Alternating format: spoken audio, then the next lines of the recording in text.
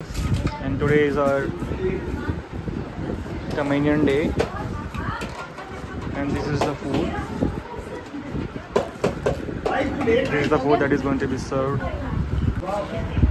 The chapati and the non-veg, and these are the people of congregation.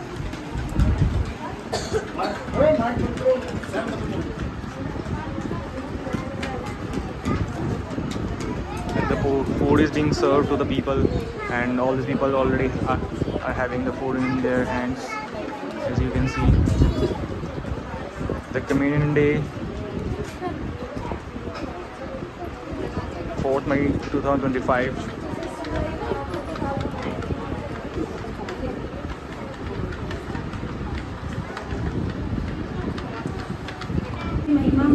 Praise the Lord, praise the God.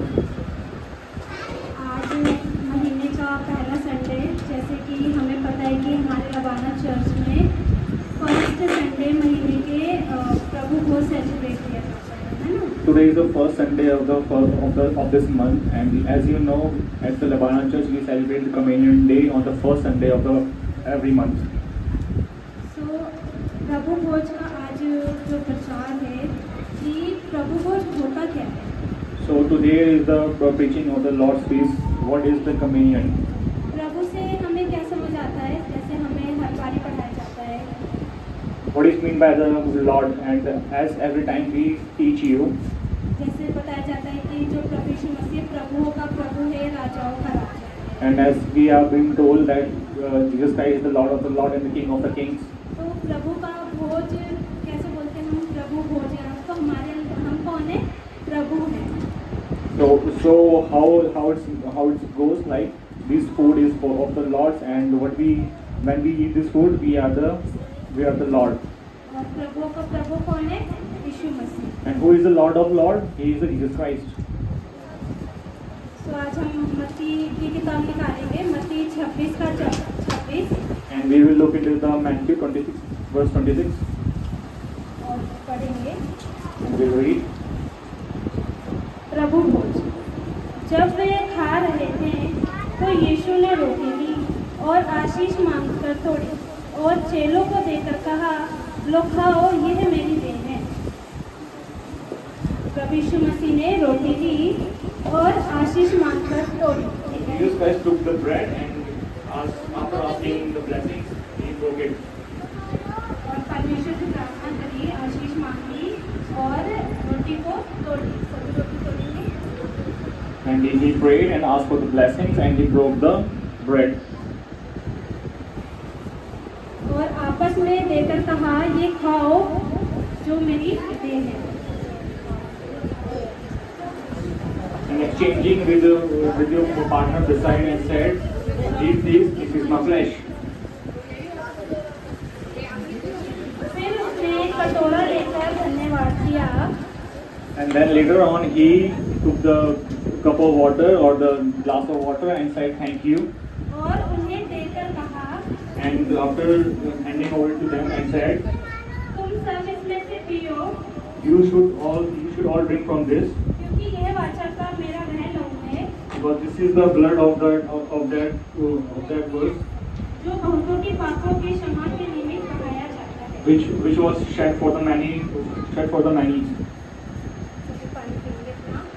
And everyone will drink, have a sip of water. तो यहाँ पे हमें यीशु मसीह क्या बता रहा है कि उसने जब रोटी ली तो परमेश्वर से आशीष मांगकर तोड़ी और अपने चेलों को देकर कहा, खाओ, ये मेरी देह है। And what Jesus Christ is saying in here is that when you break the bread and you ask for the God for the blessings over the food and say like this is my flesh and this is my blood. और फिर उसने कटोरा लेकर फिर परमेश्वर का धन्यवाद किया और कहा, इसे पियो जो बहुतों की, सबके लिए ही बहुतों के लिए, यानी बहुतों की पापों की क्षमा के निमित्त बहाया गया है।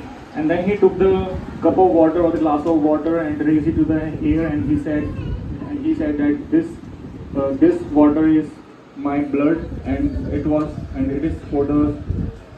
has been shed for the sins of many. जो यीशु मसीह का लहू है, जो कि बहुतों की पापों की क्षमा के निमित्त बहाया गया। And it is the blood of Jesus Christ which was shed for the sins of many. अब जैसे हमें बताया जाता है, जैसे बाइबल में लिखा है कि अगर जब हम यीशु मसीह का लहू और मांस खाते हैं तो हमें उससे क्या मिलेगा। And it is as it is written in the Bible, when we eat the flesh and when we eat the flesh of Jesus Christ, what will we receive? Bible में क्या लिखा है And what is written in the Bible? कि जो मेरा मांस खाता और मेरा लहू पीता है, अनंत जीवन उसी का है। That whoever eats my flesh and eats my blood, he has eternal life. जैसे कि अब जैसे अभी हम पहला कुरिन्थियों और 11:29 में पढ़ेंगे। And we will look into the 1 Corinthians chapter 11 verse 29. क्योंकि जो खाते पीते समय प्रभु के देह को ना पहचाने, वह इस खाने और पीने से अपने ऊपर दंड लाता है। इसी कारण तुम में से बहुत से निर्मल और रोगी हैं और बहुत से सो भी गए।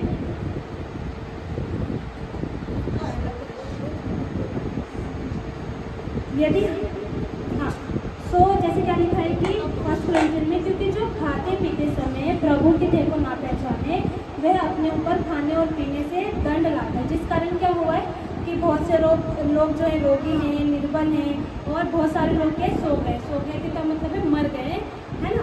तो अगर हम यीशु मसीह का लहू मांस खाते हैं, अब जैसे हम कैसे परख सकते हैं यीशु मसीह को, जैसे एग्जाम्पल लेंगे कि जैसे अगर कोई पर्सन है ना, कोई व्यक्ति है, जब वो ज़मीन खरीदने जाता है या सोना खरीदने जाता है तो वो चेक करता है ना कि असली है या नहीं, और जो ज़मीन वो ले रहा है वो सही जगह पर है या नहीं, उसके किस काम आएगी, किस काम नहीं आएगी, मतलब सही एरिया है कि नहीं, है ना।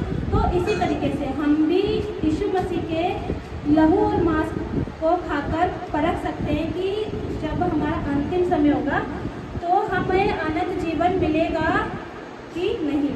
And whenever you eat the food and you get to know and you don't get to know that whose food is this, whose flesh is this, then you are making a sin. As you have seen as your ancestors have eaten that food and they have been dead and they can't be arise from the death. And this is the reason that Jesus Christ has given his life and given his blood to raise ourselves again from the death. And as soon as you drink this blood and have the flesh of the Jesus Christ as in this food, you will be risen up from the death again. And as for the example, you check yourself and you go to purchase or buy a new property, and you go there and check the land is fertile or not, is any kind of facilities are there or not. You check everything, and as like that, if you check in your food or in yourself that if you're consuming the flesh and the blood of Jesus Christ, the next day or the last day you will be risen up from the death.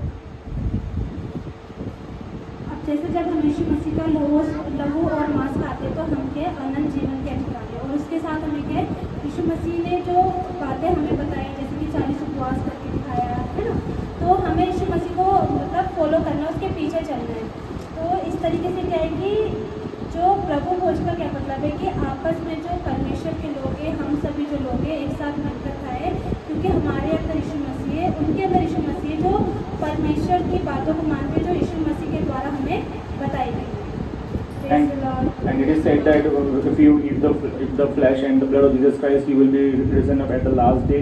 And when you follow Jesus Christ, you will also be saved, and you will be at the gate of the heaven. And if you follow all these rules or all these paths that Jesus has shown to you, soon you will be also with the Jesus Christ in the heaven. Praise the Lord.